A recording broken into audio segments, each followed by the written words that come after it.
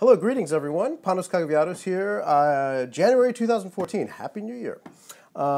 Just to keep you up to speed on some of the tastings, the magnificent tastings and dinner experiences I've had here in Washington, D.C., my home, where my heart is. I did a Calon Segur vertical of 16 vintages, reaching back to this wonderful 82 vintage. I did a holiday dinner that was organized with a bunch of buddies, winos here in Washington, D.C. We went through some magnificent Bordeaux, such as a mini vertical of Haut-Brion, 70-71. The 70 is better. We also did Margaux 89 and 83. I've got some dregs from the 89. The 83 was a better bottle, and it's now a bit tired. It's been 10 days.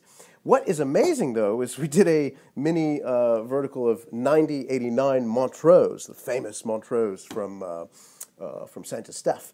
And the 89 was better. We all kind of felt there was more structure, it was more cohesive, and probably will last longer. The 90 had this beautiful mid-palate that was just really opulent, but it seemed a little compromised by a hint of Brett. But nevertheless, this little bit has been left in the bottle, vacuum packed, but still that's not very effective, for 10 days.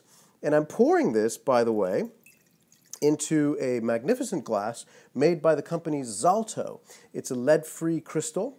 It's very light, really light, very thin glass, so you're really tasting the wine and not the glass.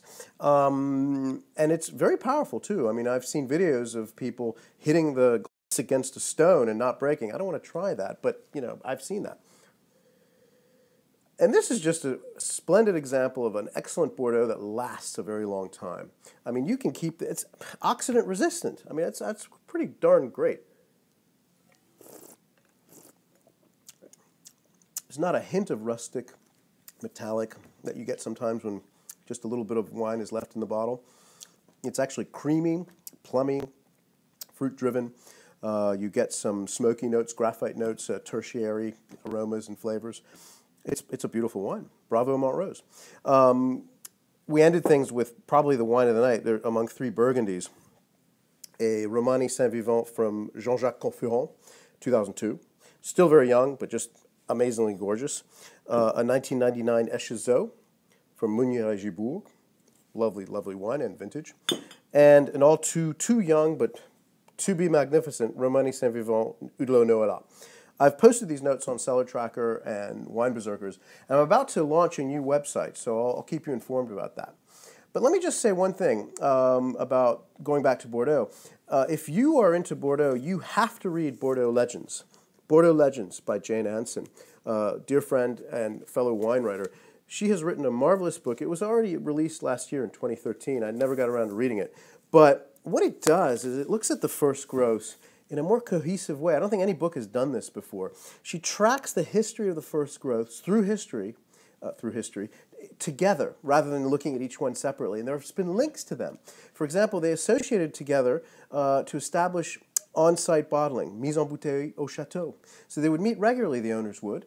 And this is starting in the 1920s, if I remember correctly. And she talks about how this meeting together has led to today. You have the directors of the chateau regularly meeting to talk about current challenges in viticulture and winemaking and all kinds of things. You also learn about some kinds of obscure facts. For example, that the Latour, the actual Latour at Chateau Latour is not the original.